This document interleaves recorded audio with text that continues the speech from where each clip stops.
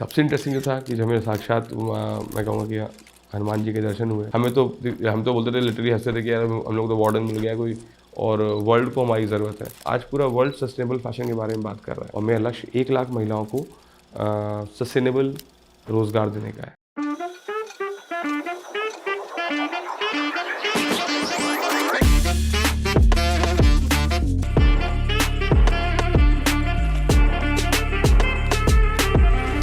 नमस्कार आप सभी को, मेरा नाम है श्रेया गुप्ता और आप देख रहे हैं oneworldnews.com। और आज हमारे साथ उपस्थित हैं मनीष त्रिपाठी जी। जैसे अभी आपने बताया कि वहाँ पे आप काफ़ी दिन रुके, तो मैं ऐसे जानना चाहूँगी ऐसे कोई ऐसा किस्सा, पर्टिकुलर कोई किस्सा जो आपको लगता हो कि हमें नहीं पता और आप हमें बताना चाहें।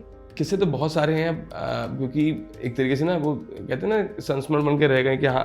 आप रहते हो, आप बैठे रहते हो। अभी भी इतने दिन हो गए, 2-2.5 महीना हो गया है, और आज भी बैठे बैठे मतलब हम शरीर से तो यहाँ दिल्ली आ गए होंगे, बट अभी भी मन अयोध्या में, हृदय अयोध्या में ही है। और ये मैं कोई अतिशयोक्ति में नहीं बोल रहा हूँ, ये कैमरे के लिए नहीं बोल रहा हूँ, ये हकीकत है कि अभी भी ना मन वहीं लगा रहता है। मतलब दिन रात सोचते रहते हैं। रोज़ सुबह मंगला आरती के समय सपना आता है, जिस समय मंगला आरती हो रही होती है, आज भी सपना आता है। शायद मुझे नहीं पता, मुझे सार्वजनिक बोलना चाहिए कि नहीं चाहिए, बट लेकिन लगता है रोज़ आता है, अरे कि भगवान ने जो है कहीं ना कहीं, मतलब भगवान अगर आज सजाए जा रहे हैं तो मन में मैं वो ड्रीम में देख रहा होता हूँ। सो मन अभी वहीं है पूरा। और जो वहाँ पे बैठे हैं, हम लोग काम कर रहे हैं, हम लोग सब लोग सोचते हैं कि जहाँ पे भी सुंदरकांड होता है, जहाँ पे भी रामचरितमानस का पाठ होता है, वहाँ पे साक्षात हनुमान जी आते हैं। हम और योगीराज साथ ही बैठे हुए थे, और सामने शेड में जहाँ पे हम भगवान की प्रतिमा रखी हुई थी, हम लोग काम कर रहे थे। रोज़ एक वानर 5 बजे शाम को आता था, तो हम लोग समय एकदम निर्धारित 5 बजे शाम को आता था। शांत स्वभाव का वानर, और वानर की बोलूँ, प्रभु श्री राम के सबसे बड़े भक्त हनुमान जी वहाँ पे खुद स्वयं उनका कार्य होते हुए आके देखते थे। हम तो बोलते थे, लिटरली हंसते थे कि यार हम लोग तो वार्डन मिल गया कोई, जो डेली आके देखता है, चेक करता है हम लोग काम कर रहे हैं नहीं कर रहे हैं। तो हमने तो वो अनुभूति करी है वहाँ पे।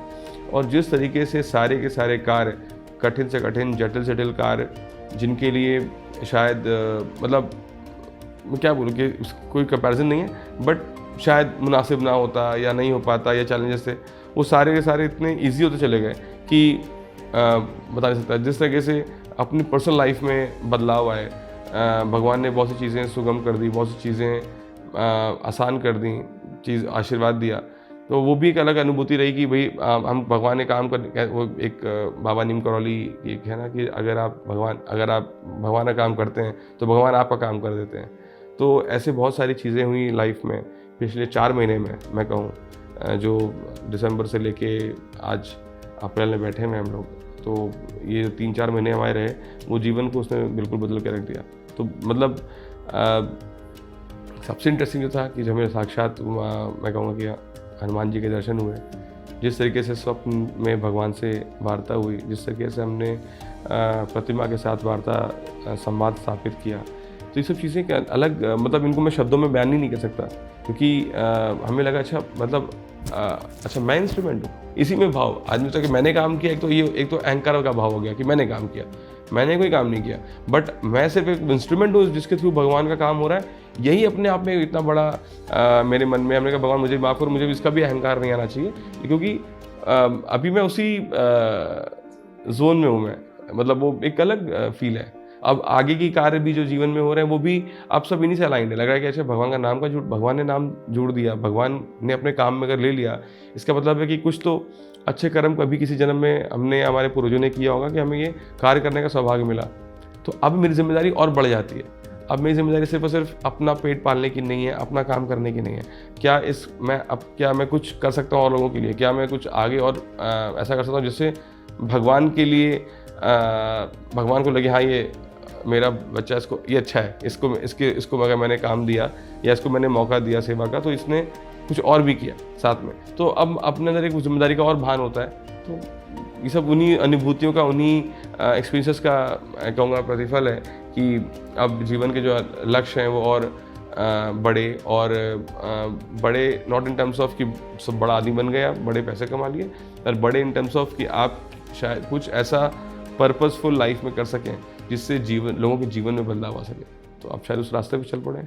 अभी आपने बात करी अगले कार्य की, तो मैं जानना चाहूँगी आपका नेक्स्ट प्रोजेक्ट कौन सा होने वाला है, आप अब किस पे वर्क करने वाले हैं? अगला मैं अभी ध्वज प्रोजेक्ट पे काम कर रहा हूँ और apparel sector skill council, home made ups and sector skill council के वो साथ लेकर हम उसको आगे बढ़ेंगे, जो कि स्किल मंत्रालय का एक विभाग है, PSU है। और ध्वज के माध्यम से हम ग्रामीण महिलाओं को जोड़ेंगे और मेरा लक्ष्य 1 लाख महिलाओं को सस्टेनेबल रोज़गार देने का है, जिससे कि उनकी आजीविका भी बने। साथ साथ जो एक हमारे प्रधानमंत्री जी का एक विज़न है कि हर एक घर में एक एडिशनल इनकम जनरेट हो, तो उस माध्यम से श्रम साधक तैयार करेंगे और वो लोग अपनी आजीविका पे काम करेंगे। और आपके चैनल के माध्यम से नेक्स्ट टाइम जब आप बैठेंगे तो शायद आपको हम उसके बारे में और विस्तृत आपसे जानकारी साझा करेंगे, क्योंकि ये एक एम्बिशियस प्रोजेक्ट है मेरा, जहाँ पे मैं समझता हूँ कि अगर क्या प्रभु का आशीर्वाद रहेगा तो हम लोग डेफिनेटली गांव-गांव में पूरे भारत देश में मिलकर जाकर ग्रामीण महिलाओं को उन तक उनकी आजीविका के जो एक सस्टेनेबल, जो एक तरीके से एक जो ये नहीं कि उनको हमने आज सिर्फ 2 दिन कमा लिए पैसे फिर ऐसे ही बैठे, लगातार उनके जीवन में वो चीज़ें चलती रहें, उस पर ये काम एक व्यापक, मैं कह सकता हूँ कि एक कॉन्क्रीट एक प्लान है और इसको एग्जीक्यूशन का भगवान का आशीर्वाद मिलेगा तो ये डेफिनेटली आप इसका एक बहुत बड़ा इम्पैक्ट देखेंगे। ओके, अभी हमने बात करी नेक्स्ट प्रोजेक्ट की। आपको जैसे हम सबको पता था, जब प्राण प्रतिष्ठा का समय था तो काफ़ी सारी कंट्रोवर्सीज़ हो रही थी, जहाँ पर बात करी गई थी कि अपोजिशन के भी काफ़ी सारे एलिगेशंस आ रहे थे और शंकराचार्य जी का भी बयान था कि मंदिर अभी पूरा नहीं हुआ और प्राण प्रतिष्ठा हो रही है, उसमें इलेक्शंस की काफ़ी सारी बातें। इसमें आपका क्या ओपिनियन है, आपका क्या कहना है? एक बड़ी सिंपल सी कहावत है कि भगवान राम का काम होता है ना, तो भगवान जगत के राजा हैं, ठीक है, प्रभु श्री राम, तो उनके कार्य में देव दानव सब सम्मिलित होते हैं। तो जिसका जो है ना जाकी रखी भावना जो क्या है ना, तो वो आदमी जो जिसके अंदर जैसी भावना होगी वो उसको व्यक्त करेगा। वो सबका अपना पर्सनल ओपिनियन है और हमारे देश की, हमारे सनातन धर्म की खूबसूरती भी है कि आप कुछ भी व्यू रखते हो, हम फिर भी आपको अपना लेते हैं, हम फिर भी आपके साथ हंस गा लेते हैं, बैठ लेते हैं। तो यही खूबसूरती है, यही और ठीक मतलब बहुत से ऐसे मंदिर हैं पूर्व में जिनकी जहाँ पे प्राण प्रतिष्ठा उनके शिखर ना होने के बाद भी हुई थी, तो वो उसके तो कई सारे प्रमाण ट्रस्ट के माध्यम से भी दिए गए। तो मैं तो बहुत छोटा हूँ इस बारे में बात करने के लिए, लेकिन जितना भी जानकारी है, जो मैं सुना और देखा, तो मैं समझता हूँ कि जो भी आदमी कुतर्क करता है या भ्रांति फैलाता है तो वो भी पाप का भागीदारी है। उनको भगवान को क्या बोलते हैं, सद्बुद्धि दें कि ऐसे लोग ऐसी बातें ना करें। तो मेरा अगला प्रश्न आपसे ये है कि आप अपने डिज़ाइंस में किस तरह से इंडियन कल्चर को प्रेजेंट करते हैं या इंडियन कल्चर के एलिमेंट्स को इन्फ्यूज़ करते हैं? ठीक है, जब ये भगवान की पोशाक बनाने का विषय आया ना, तो मेरे दिमाग में बहुत ही एक चीज़ बिल्कुल मेरे दिमाग में एकदम सेट थी। वो ये थी कि मैं जो भी डिज़ाइन भगवान के लिए करूँगा उसमें मैं इंडिजिनस टेक्सटाइल्स का ही इस्तेमाल करूँगा। और ये इसलिए था कि जब भगवान जिस कालखंड में यहाँ पे रहे होंगे जब से, तो उस समय ये पॉलिएस्टर और ये मिल्स तो थी नहीं, तो जो भी था वो ये हमारा handloom, hand woven, khadi, natural dyes, ये जो हज़ारों साल से जो एक चली आ रही हैं, जो हमारी क्राफ्टमैनशिप पूरे वर्ल्ड में जो जिनका लोहा पूरा वर्ल्ड मानता है। और मेरे मन में आया कि क्यों ना भगवान सिर्फ यही पहने, और इतनी वास्ट वैरायटी हमारे देश में अवेलेबल है, कोई एक कपड़ा तो है नहीं। तो चाहे आप संबलपुरी उठा लीजिए, चाहे आप कांजीवरम ले लीजिए, चाहे आप कोटा डोरिया ले लीजिए, चाहे आप बंदेज ले लीजिए, आप कश्मीर से कन्याकुमारी तक सैकड़ों हज़ारों टेक्सटाइल्स और क्राफ्ट्स ऐसे हैं जिनको शायद आज पहचान की ज़रूरत भी है।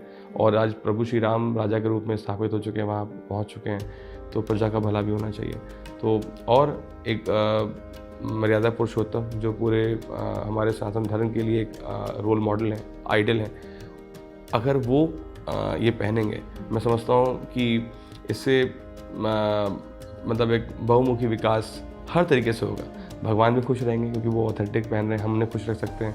भगवान की प्रजा खुश रहेगी, जो चाहे वो वीवर जो वीव कर रहा है, चाहे जो डाई कर रहा है, चाहे जो भी लोग हैं उस इकोसिस्टम में जितने लोग हैं सब खुश रहेंगे।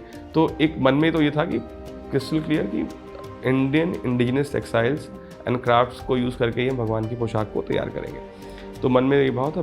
बाकी क्योंकि भगवान राम है, वैष्णव पद्धति के जो चिन्ह हैं उन्हें हम इस्तेमाल करते हैं, तो मुझे लगता है कि उसके ज़रिए शायद जो हज़ारों साल पुरानी जो हमारी कला की जो चीज़ें थीं उन्हें शायद एक नया शेप, एक नया आई थिंक एक अपॉर्चुनिटी मिल सके, लोगों तक वो बात पहुंच सके। अच्छा, आखिरी प्रश्न मेरा आपसे ये है कि जो प्रेजेंट टाइम की जनरेशन है, एज अ डिज़ाइनर आप देख रहे हैं कि जो इस समय की जनरेशन है वो किस तरह वेस्टर्नाइजेशन और मॉडर्नाइजेशन से इन्फ्लुएंस हो रही है।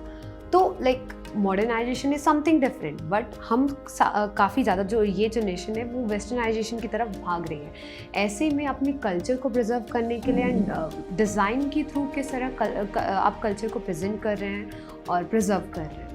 आई थिंक देखिए बेशक देखिए पहले ना हमारे पास कोई ऐसा था नहीं चीज़ें।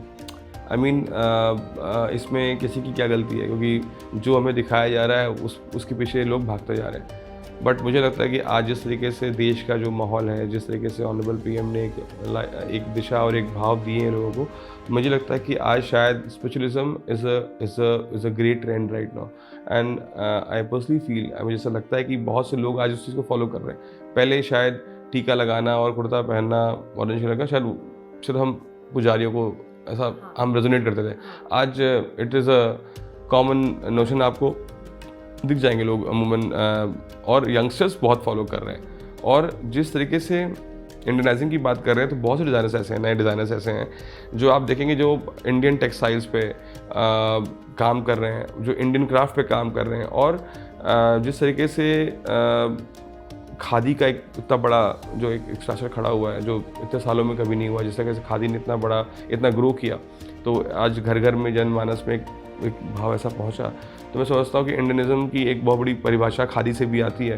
तो मैं समझता हूँ कि लोगों के मन में उसकी एक्सेप्टेबिलिटी, उसको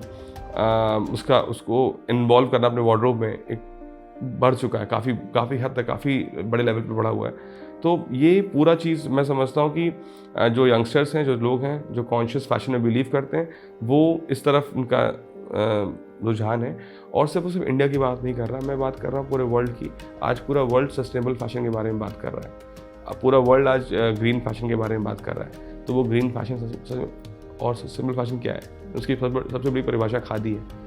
सबसे बड़ी परिभाषा जहाँ पे आप जहाँ पे पूरा इकोसिस्टम आपका ऑर्गेनिकली इन्वॉल्व है और वो काम कर रहा है। तो मैं समझता हूँ कि जो एक जो भाव है लोग वोकल फॉर लोकल वाला, लोकल टू ग्लोबल वाला, I think as Indian designers, as Indian fashion designers और as Indian textile designers, we will have a very big role to play in future. I think बहुत बड़ा scope है और world को हमारी ज़रूरत है और हमें वर्ल्ड को बताने की दरकार थी थोड़ी बहुत पिछले कुछ सालों में एक बड़ी कह सकते हैं पहल शुरू हुई और एक एक्सेप्टेंस बनी इंडियन प्रोडक्ट्स की और ज़्यादा।